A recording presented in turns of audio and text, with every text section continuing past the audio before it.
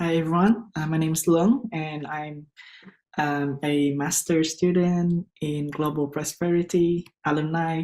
Um, I'm from Vietnam and before joining GP, I was working for the United Nations in Vietnam in research and design activity related to social innovation and social impact business.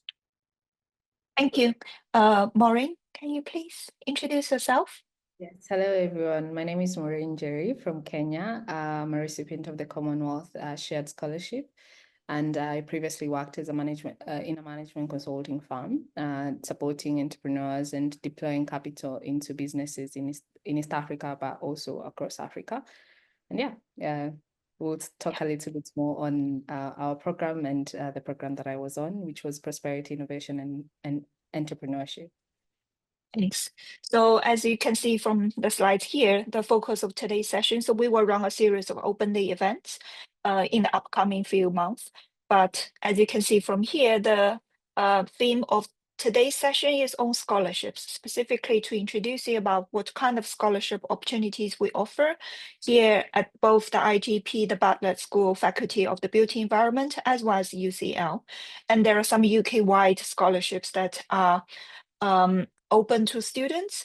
And that is why I want to highlight both of our previous students who studied with us using their scholarships.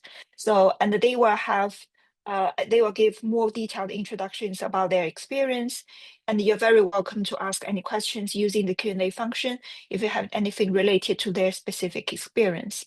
So the next, let's welcome some of our institute managers and the supporting staff from the IGP and also the Bartlett to introduce themselves. Francesca, can you go next? Sure. Hello, I'm Francesca Harrison. I am the Programme Manager at the IGP, so I look after the administrative side of all the MSc programmes as well as our PhD programme. Should I hand over to Amanda next? Hi everyone, my name is Amanda Pearce. I'm the Programme Administrator for the IGP. Some of you might have emailed me already, and if you haven't, trust me, you will. I run the IGP inbox, so I can help with any questions you have during the admission cycle. Dana, can you go next? Hi everyone, I'm Dana. I'm Marketing Manager at the Bartlett and I'll be providing event support today. Thank you. So in the next 10 minutes, I'm going to give a very brief introduction to all the free master programs that we offer at the Institute for Global Prosperity. Feel free to ask questions. I know that we often receive student inquiries asking what are the differences between these three programs. So if you have a similar question like that, maybe this is the good opportunity for you to get to understand the different focus of each program. But as a kind of department, we do operate very closely across the three programs. So without further ado, let me start my introduction now. And can we move to the next slide, please? Thank you. So first of all, our institute was founded by Professor Henriette Moore, and we are actually celebrating our 10th anniversary this year. So we have, as an institute, would be running independently under the Faculty of the Built Environment here at the Bartlett for over 10 years. And for those who are familiar with university rankings, the Bartlett School of Architecture and the Built Environment has been consistently ranked as top one in the disciplinary field for quite a few years. I think it was ranked #1 worldwide, and it has been ranked #1 in the UK as well, at least in the past 8 or 9 years. So this is where kind of administratively how we are housed. So Professor Henriette Moore, she's the founding director of the IGP. She was previously professor of social anthropology at Cambridge University, and she was also the head of the gender studies at LSE. So you can see that her personal trajectory is really having a very strong impact in the kind of academic approach and the changes that we want to bring to the educational system and to the society, which is a very embedded in the vision for the IGP. And as you can see here, the two other staff on the slide, Dr. Christopher Harker is the Deputy Director of the IGP, and Dr. Kate McLean is the Director of Education. So these are the professors who will be teaching you once you join the IGP. So they are the management team of our institute. Next slide, please. So when people first encounter our institute, a question that we often receive is, what is actually the Institute for Global Prosperity doing, and how is it different from other similar kind of development study related department? We would consider ourselves as a post-development in terms of our intellectual position, and our goal is to redesign prosperity for the 21st century, especially changing the way we conceive and run our economies, reworking our relationship with the planet. IGP's vision is to build a prosperous, sustainable global future underpinned by the principles of fairness and social justice. So we do value a lot of the social good in the projects as well as the teaching. And we try to align to a resilient long-term vision of humanity's place in the world. So it's not just about improving GDP. And if you come from a mainstream economics background where some of our students are, you will be taught a more reflective perspective of both the strength and the limitations of GDP. And beyond the GDP economic growth, we also pay special attention to fighting inequality, promote social cohesion, safeguard the environment, provide education, health, and decent employment, and giving people hope for the future. So this is the founding principle and the ultimate goal of the IGP, and it is reflected in everything that we do and everything that you are going to learn if you join us here at the IGP. Next slide, please. So the question, as you can see from the name of our institute, a question that we often receive is, what is prosperity? Before we answer that question, can we move on to the next slide so that we have a look at, this is a word cloud, according to the University of South Florida's Free Association database. So we ask people and try to give the power of definition back to the people, because we as each individual come from different backgrounds, come from different culture, might have different conceptions of what does ideal life mean to you. So some people say ideal life to them is being rich, being wealthy, have money, but there are other interpretations. For example, to flourish, to have a very good well-being, to be happy. And you're very welcome in the chat box to tell us, maybe just in a few keywords, what does prosperity mean to you? Or in other words, the other way to think about the question is, think about the ideal life for you. What kind of ideal life you want to live in your future, and how can you describe that in a few keywords? And we use the chat function to have a bit of an exchange of information here.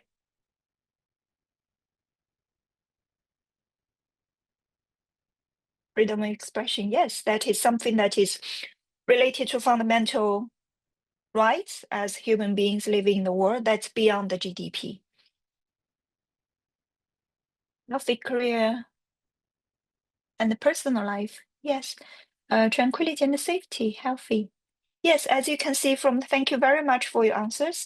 And I hope you can take time to reflect upon the answers. And as you can see here, a lot of the answers, they are not directly related to being wealthy or being rich. Although we do recognize that economic foundation sometimes is very important for securing a basic kind of living standard. But as we move beyond that, a lot of the components of an ideal life for human beings can't just rely upon GDP growth. Next slide, please. And as you can see here, this is how we usually perceive development. And this conception of GDP-oriented growth has been dominating the economic thinking and the public policy making for such a long time. And as you can see from this slide, with data from the World Bank, the size of the global economy has increased dramatically from the 1960s. That is also a period of anti-colonial period where a lot of the countries gained independence, and they have through hard working, through policy making, we have accumulated tremendous wealth. And the size of the global economy, usually measured by the size of the GDP, has increased up until the point of 2022, that was where the data was collected. And this shows the amount of economic achievement that human societies has reached in the past, let's say 50, 70 years. Next slide, please. But we have the biggest global economy in history, as we have shown from the previous chart. But think about the world that we are living in today, and think about the news that I've recently read from whether the internet or news media or the discussions with in private with your friends, and maybe in class if you're still enrolled at university. Think about we face a series of problems. For example, climate change, environmental degradation, political division. We are living in a world, it seems that everybody is at war with everybody else. There are still a large group of people, especially after the pandemic, the world inequality actually worsened. So income inequality and poverty, in spite of the economic progress, is a consistent theme that is still impacting the livelihoods of many people. We are constantly hearing news about war and sometimes death. Unfortunately, as a result of that, there is a large-scale displacement.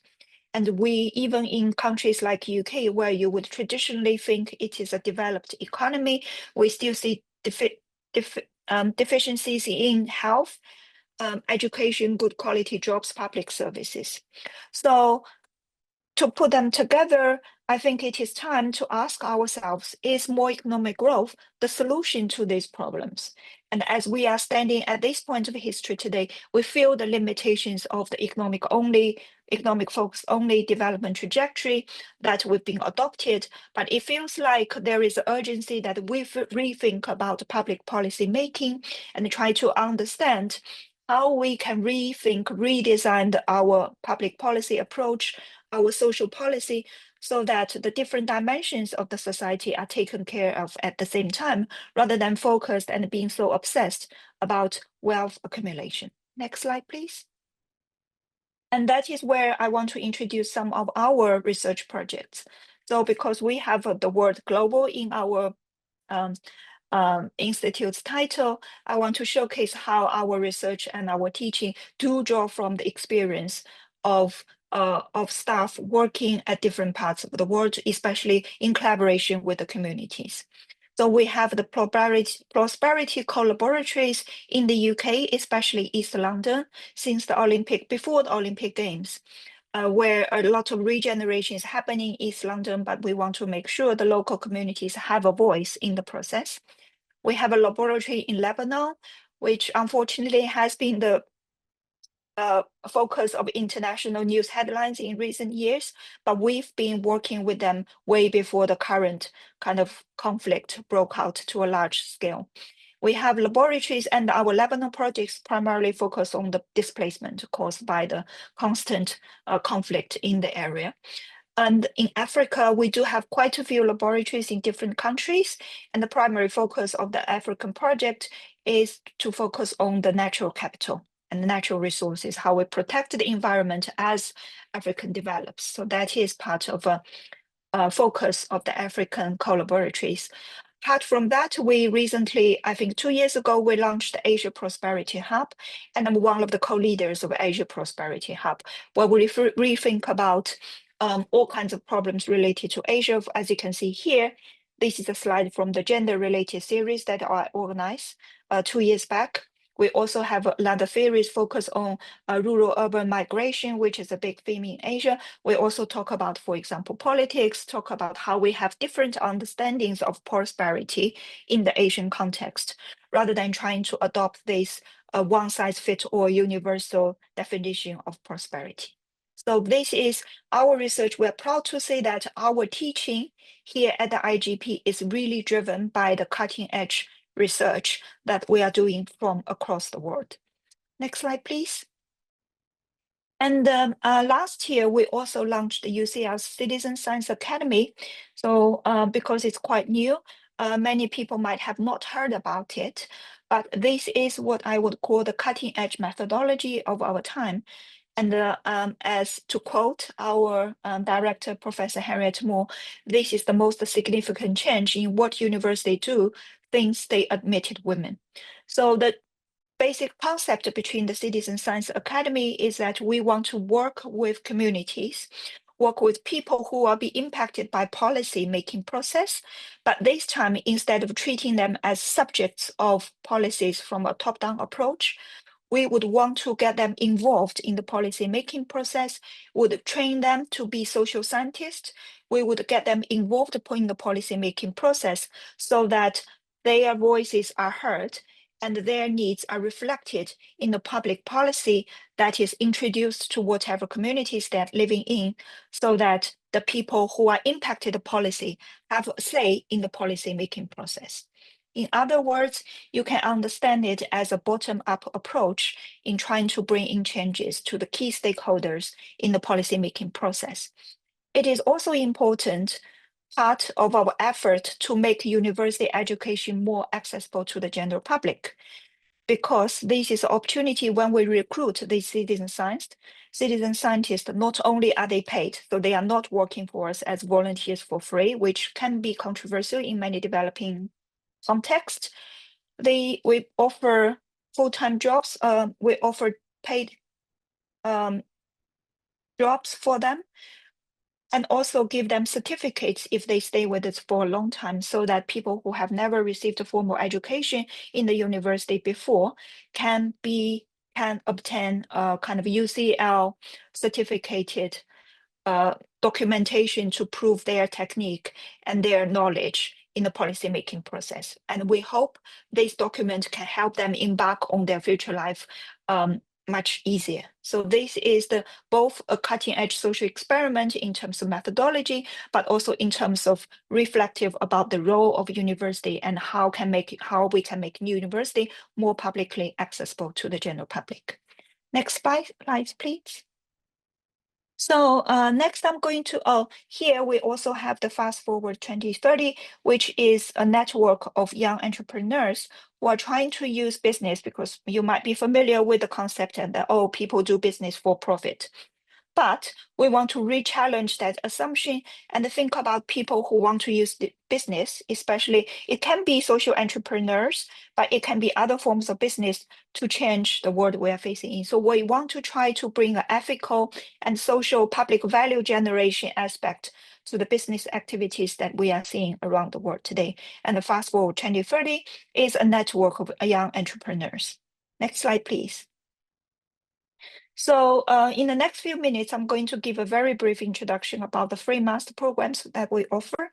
The first is Global Prosperity, and I'm the program lead of this program. So this program, as you can see here, it was the first master's program that we launched here at IGP, which has a special focus on the societal aspect of the society. So in this course, you will be taught how to, we will work collaboratively with you to rethink about how the current social, economic, and political models can find innovative and exclusive solutions to drive all the problems that we've noticed before. And in this way, you can gain a holistic toolkit ready to study the global challenges in careers across government, business, the third sector, international development, but this degree doesn't exclude you from opportunities of joining the business. As I say, even investment banks nowadays, they are trying to introduce something, including, for example, the green bond, ESG investment. And what the trend we see is that a lot of these traditionally profit-focused business sector, they are trying to recruit from people who understand how we can design a more conscious, more business model or investment with more public value. So by joining the Global Prosperity Program, of course, you can join the traditionally public serving sector, but the private sector nowadays are also recruiting more and more from people who understand the societal needs on a broader aspect. Next slide, please. So here are the core modules of this program. So in term one, you will learn the theories related to global prosperity, but from a historical perspective. Accompanying that, we will teach you basic social science methodologies in terms of how we come up with our own research. And in term 2, the theoretical class will focus on global futures and focus on the best practices and innovative practices of communities around the world. And at the same time, we will teach you how to work collaboratively with communities to come up with collective problem solving. And in the third, and throughout this whole year, 1 year studies program, and you will be guided systematically and work closely with the supervisor to work on a project of your own choice. This is the opportunity to allow you to develop your own interest and choose to work on a topic that is of relevance and interest to you personally. So this is basic structure of our program, but these are the compulsory modules. Students also has the option to choose 2 optional modules, not only from the IGP, but from wide across. You can basically choose optional modules from UCL. Although we sometimes provide a curated list for students to make sure that whatever module you choose aligns very well with our program. But this is how we try to construct the 1 year's master's program. So you will learn something that is core, we consider is core to the Global Prosperity program, but you will also have the opportunity to choose selective courses from other IGP professors or other UCL departments and work on a project of your own. Next slide, please. So the previous introduction is about the GP program, which is the more social one.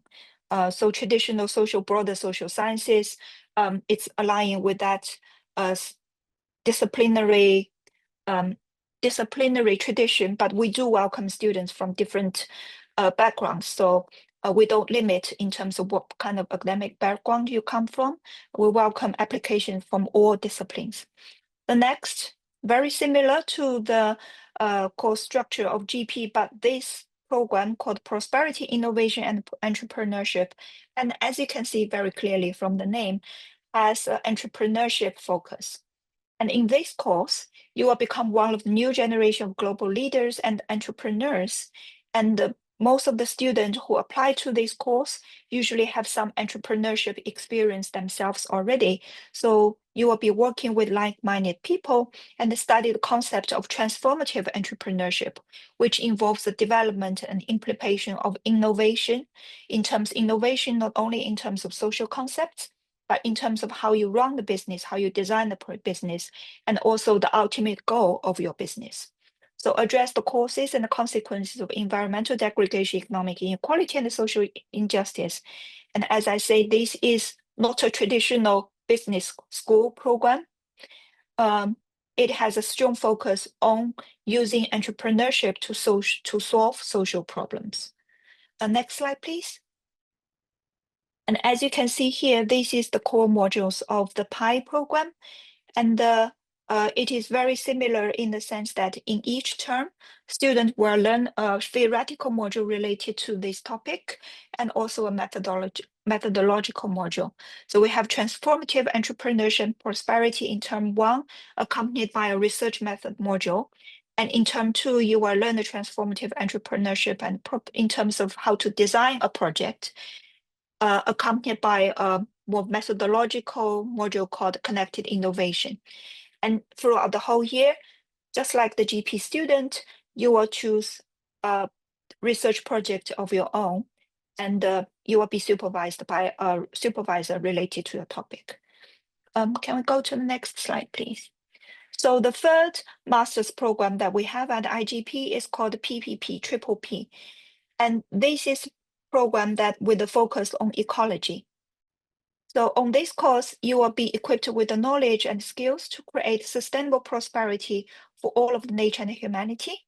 You will be studying specifically focus on the natural prosperity, which is a new transdisciplinary means of studying well-being economics and healthy social foundations while respecting planetary and ecological boundaries.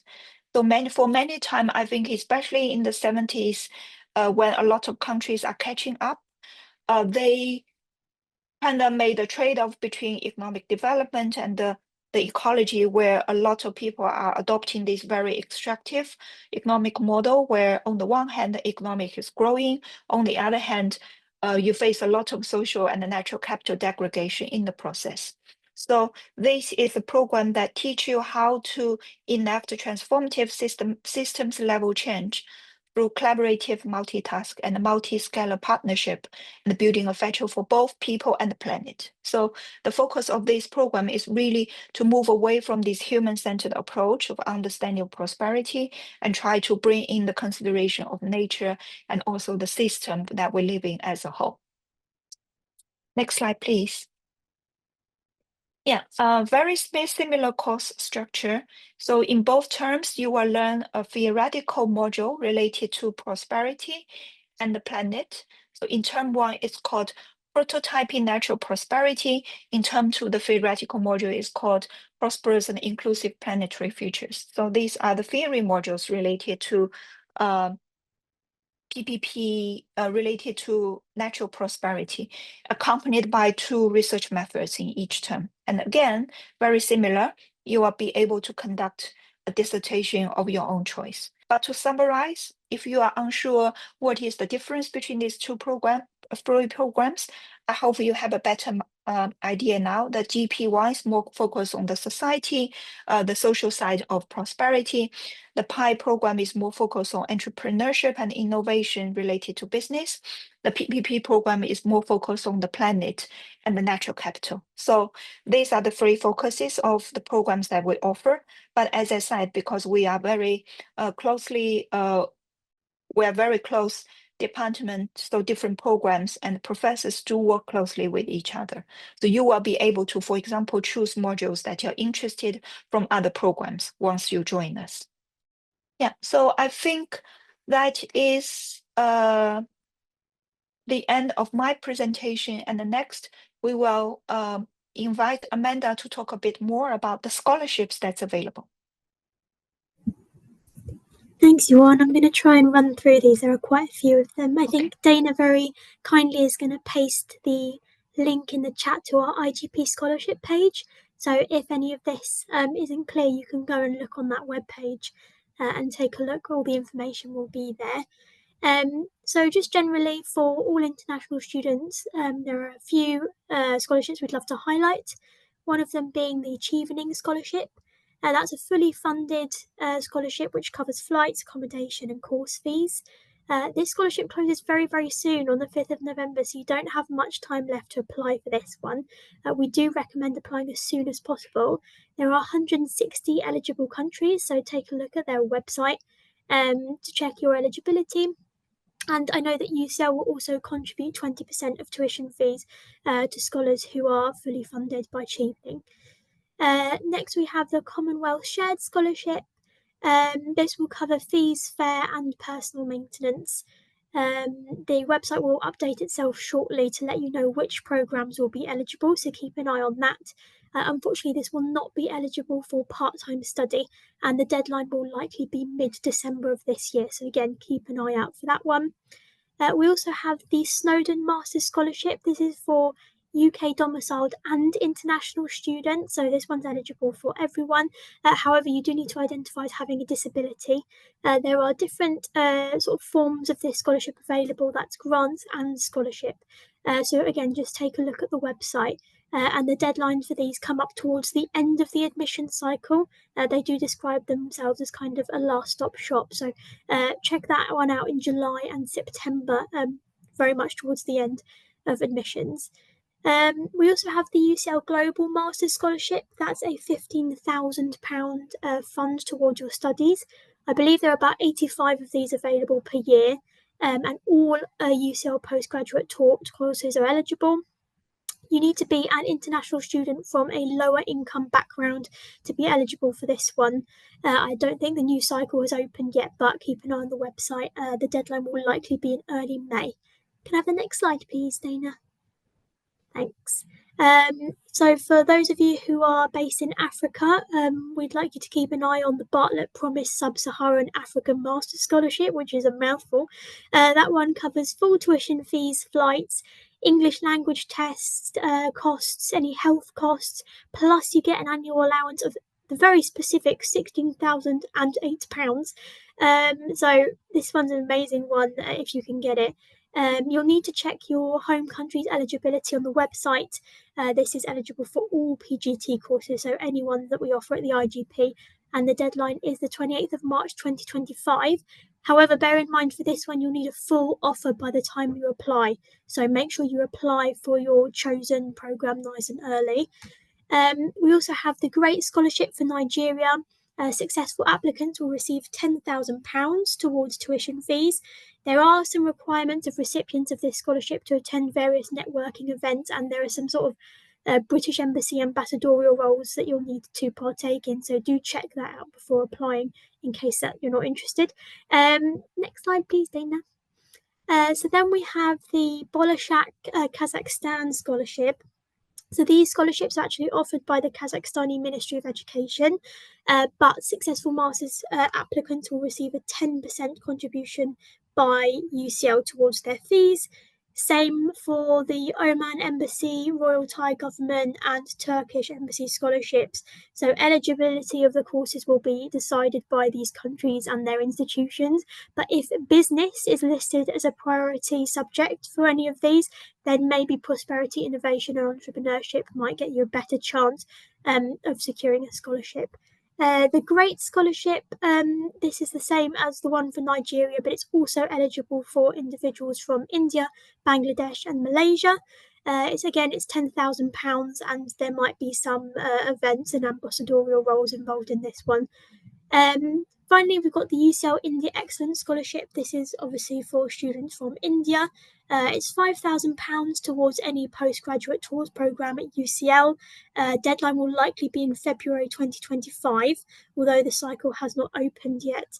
You'll need to have completed an application by this point, including having received your references in order to be eligible. So again, bear that in mind, get your application into UCL in much earlier before you apply for the scholarship. Next slide, please, Aina. Thank you. We have some also for Latin America and the Caribbean. Ones to keep an eye out for are the ANID Graduate Fellowship. This is for students from Chile. So UCL part funds these awards and contributes towards 25% of the tuition fees. And then I think for this one, ANID will cover the rest of the fees and provide you with a stipend. So check the ANID website for more information. The same is for Col Futuro, Colombia. There will also be a 25% tuition fee contribution from UCL if you can get this scholarship. And then the FIDA for Mexico and the Guata Futuro for Guatemala work in very similar ways, except the percentage from UCL is 10% rather than 25%. Next slide, please, Dana. Thank you. So for the US, both these scholarships have already closed for 25-26. So if you are from the US, I would make sure that if you're thinking of applying for the following academic year, to apply for these ones as soon as possible. Both of them, I believe, offer 100% of tuition fees and maintenance allowance. I think Fulbright only has one UCL scholar per year, and the Marshall Scholarship finances American students in the UK for either 1 or 2 years at postgraduate taught level. There'll be 100% of the tuition fee covered for this one as well. Next slide, please, Dana. And finally, for Australia, we have the Aurora and UCL Scholarship, which is an Indigenous-led scholarship to support Aboriginal and Torres Strait Islander students. You'll have to check the website for more information about this one, as it isn't open for this year yet. And then my final slide. Thanks, Dana. We've got the IGP Equity Fund. So this is an IGP only scholarship. There'll be one available this year. This pays £5,000 of fees towards any UK domiciled student who identifies as being from an underrepresented background. As I say, as it's an IGP only scholarship, your competition will probably be much smaller, so we recommend applying for this one. The Bartlett Promise UK Master Scholarship, this is the same as the Sub-Saharan scholarship already mentioned. That one is also open to UK domiciled students, so do have a look at that. Then the UCL Scholarship, that is £15,700 towards maintenance payments. This is for all PGT applicants on the basis of financial needs. So you'll need to have a household income under £42,875 in order to be eligible For this one, you'll need to be UK and Ireland domiciled, and you'll need to have lived in a East London borough since 2019. The list of East London boroughs is on the website, so do have a look to make sure that you're living in the right area. Also, for this one, you will need to have had a complete application by the time you apply, so bear that in mind. Deadline will likely be June 2025. And the UCL Masters Bursary, that's a £10,000 scholarship for 1 year towards a UK or Ireland domiciled applicant, or this one is also eligible to Ukrainian students who've been granted home refugee status as part of the Ukrainian scheme. This is also needs-based. Applicants need to have an annual household income of under £42,875, and the deadline will also likely be in June 2025. Just to round off the scholarship element of this, we just wanted to, give you a little bit of information about why these scholarships are important. Essentially, they allow access to education to students who may not have alternatively had the opportunity. One of the USPs of our institute is how diverse our community is, and we really want to keep it that way by making sure that access to education remains equitable, and to ensure that our cohort remains as diverse as possible. In terms of tips, we recommend that you apply as soon as possible. That's not just for the scholarship itself, it might also be for your programme. Some of these require you to have an offer in place before you can apply for them. It also, if it is references, they're important. So, for example, they might ask for you to have a complete application, including references. As your references will be reliant on other people, we recommend that you give those people, as long as possible, to kind of complete your application for you, rather than having to sort of chase them at the last minute. However, if you do find yourself in a position where the application deadline is coming up, and you haven't received an outcome to your UCL application yet, do give us an email. We're at igp@ucl.ac.uk. I'll put that in the chat in a second, and let us know, and we can look into potentially expediting your. Oh, thank you, Yuan. And we will look into potentially expediting your application for you. I just wanted to ask. I know we're going to hear from Maureen and Luong next to our alumni. Maybe you guys could also let us know if there are any tips for potential applicants of scholarships as two scholarship holders yourself. Thanks, Dana. Yeah, thanks, Amanda, very much for the very detailed introduction. I'm aware of time, so I think we are a bit pressed on time, and part of it caused by my earlier presentation as well. So let's try to stick to our timeline, and let's welcome Maureen to introduce about her experience. Sounds good. So thank you everybody for joining, and I'm gonna try and phase this into two: my experience as a scholarship recipient as well as a student at IGP. So starting off as a Commonwealth shared scholar, the application process, first of all, it's a fully funded program with a monthly living allowance. So you get a stipend every month to be able to cover your living cost and all your other costs as well. This includes tuition, airfare, TB test, and all these kind of things that you need to do in preparation for studying at IGP. So that is all provided for, which is really amazing. And then you also have a strong support through the British Council, both in country as well as in the UK.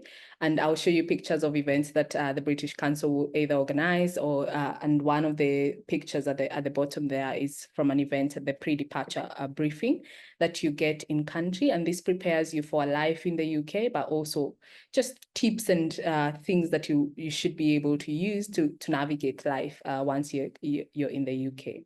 Then the scholarship also offers you an opportunity to network at the welcome event and also at the end of the course once you're in the UK and with other scholars globally.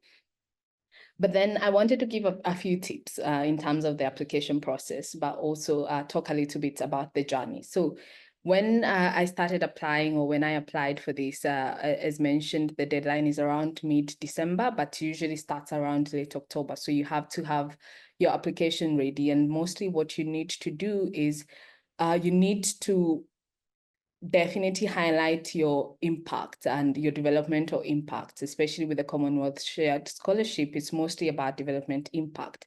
And this is faced in 5 themes: access, inclusion, and opportunity, promoting innovation and entrepreneurship, which is the sector that I fell under because I did the course, the Masters of Prosperity, Innovation, and Entrepreneurship. And then there's also a thematic area around science, global peace, health systems, and resilience. So these are the 5 areas that you want to highlight your experience in. And with that, for me specifically, I definitely highlighted my experience working with entrepreneurs in Africa. And so this worked around the study plan that I created and just identifying that problem in the community and what was the actual problem that I was trying to solve. So my application definitely centered around the work that I do with entrepreneurs in Africa and how the course could be able to help me and support me in doing that work, but also in kind of creating a larger scale impact in that sense.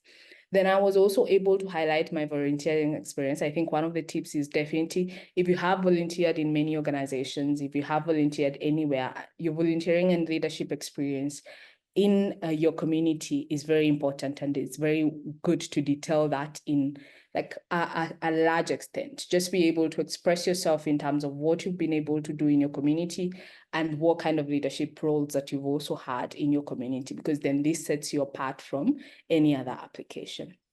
Then specifically in your study plan, you want to focus this on the impact. So I detailed the plan that I had in terms of once I completed my master's. And this involved my organization, as mentioned by Johan. The course that I did, the Prosperity, Innovation, and Entrepreneurship that I was able to do, focuses on entrepreneurship, and most people will either be entrepreneurs, and in terms of the class and the class specification will be either entrepreneurs. So I have a community-based organization based out in Africa, working with gender-based violence victims and specifically targeting women and girls who are survivors and victims. And so my hope was to be able to turn this into a venture studio that can be able to raise money to support businesses, especially being that economic challenges are one of the reasons why people will stay in abusive relationships and things like that. So trying to focus on that element and I highlighted that a lot in my scholarship application. Dana, if we can go into the next, I want to show the fun parts of the scholarship as well. So as you can see from these pictures, I went to the Buckingham Palace. I was invited to the Buckingham Palace for the 60th Kenya reception at the Buckingham Palace. We were able to just interact with the king, interact with other scholars, interact with other Kenyans as well. And then at the various events, I was able to interact with Chevening scholars, but also other scholars from my country. And in the far right picture, this is a picture of all the scholars that were Commonwealth scholars in London. And so we had organized a trip to Oxford. And at the bottom as well, we went to the Kenya High Commission. Then right just next to that, was able to meet scholars from the Marshall Scholarship, Chevening Scholarship, and all other scholarships as well that are funded by the UK. And Dana, we can go into the next slide, which now focuses on my study at IGP. IGP offers you an opportunity to be able to network.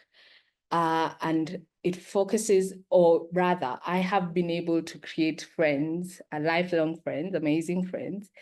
This picture shows 3 of my closest friends on our first day of uni. And we were able to learn about transformative entrepreneurship, practical development of innovative business models. This is through the courses, the core modules as highlighted by Johan, but also the optional modules, which I did the debt, finance, and prosperity module, which focused on how we can be able to create alternative debt structures in the world. And then I also did another module that was prosperity from below, which focused on the informal, illicit, and alternative markets. And we were able to explore this in terms of informality. Is informality bad? Do we need, and the nexus between entrepreneurship and SDGs is at the focus of the course, and you're able to identify challenges. And it's also a lot about human-centered design and creative thinking, that you can be able to look at the problems that surround in your community and how you can be able to solve that through entrepreneurship. And with this, through the Connected Innovation Challenge that was also mentioned, I was able to work on an orphan crop in West Africa, that we were able to create a business model for that crop in terms of how can the crop be utilized in the community to create money for the society, but also other things surrounding how does that market work, and marketing strategies, and just how to go to market with the product, and also for the European market. And then in the business design course as well, I was also able to work with my colleagues in class and create a peer-to-peer sharing economy business in Pakistan, where we were looking at how do solar systems work and how can we be able to kind of like effect that into the whole community so that they can be able to all use it. But then I think far and beyond the class taught stuff, you're also able to attend seminars and talks, especially on, like, I attended entrepreneurs turning waste into value. I attended about sustainable investing. I attended about leveraging technology, and all these kind of things. And I think one of the questions that I had already seen from the Q&A was, does IGP offer you funding? But I think from the PI course, you're able to also tap into the UCL Innovation and Enterprise department, which helps you to curate your business and to be able to make a sound business plan that you can be able to go to funding with. And it also puts you in class as well. In the seminars, you're able to interact with entrepreneurs, a lot of entrepreneurs. And there's like seminars and fairs that you can be able to attend to meet investors, to meet entrepreneurs, and to meet and to also seek for a job. Thanks very much, Maureen. Yeah. We're probably running out of time. So can we invite Luong next to introduce about his experience? Luong, please. Yes. And we'll probably stay a bit longer for another 10 minutes just to make sure we have the time to answer the questions. So I anticipate this session will be end at 1:10. I hope that's fine. Yeah, Luong, you have the next 8 minutes. Yeah. Okay, I will try to talk fast because Maureen already mentioned a lot of key points related to the Chevening Scholarship too. So I choose Chevening firstly also because of the fully funded program. It allows you to choose any program you want to study in the UK, and of course include the 3 program of the IGP. And they provide also very strong support from the UK government, both when you are in the UK and when you're back to Vietnam, which is very important to my career because I worked for the United Nations in Vietnam before, like multilateral organization, and we have a lot of development projects. So this relationship will allow me to continue collaborate with the UK government in the future for my activities in Vietnam. And they also provide opportunities for you to exchange like culture and academic in the UK. They organize field trip for you to visit famous place in the UK. And also every year, Chevening also have the academic conference where you can propose your piece of work and present to other peers and receive their feedback and discuss about the topic that you are interested. They also like support you a lot in terms of career development. During my time here, I already received invitation from the UK Embassy in Vietnam to be their speaker and share about what I have learned from the IGP so that they can apply it in their work in Vietnam and things like that. Can you go to the next slide, please? Next, I would like to share about why did I choose the Global Prosperity program. Firstly, because of the innovative and very comprehensive curriculum and very well designed of the Global Prosperity program. I have been able to learn broad concepts and as well as have the chance to go into the detail of the topic that I really care about, which is social innovation, entrepreneurship, and citizen science. IGP also have a lot of activities, not only in the UK, but in other countries, as Dr. Won here already mentioned. especially in citizen science and social entrepreneurship, which I really cared about and related to my work. And after joining the program, I'm really grateful for my choice for the MSc Global Prosperity, because firstly, I had the chance to meet very talented and kind friends from all over the world. And we all care about social impact, inclusive and diversity, which allow it to like bonding with each other and have very close relationship, which I believe will be very important for my future career. When I go back to Vietnam, I would be able to continue to collaborate with them.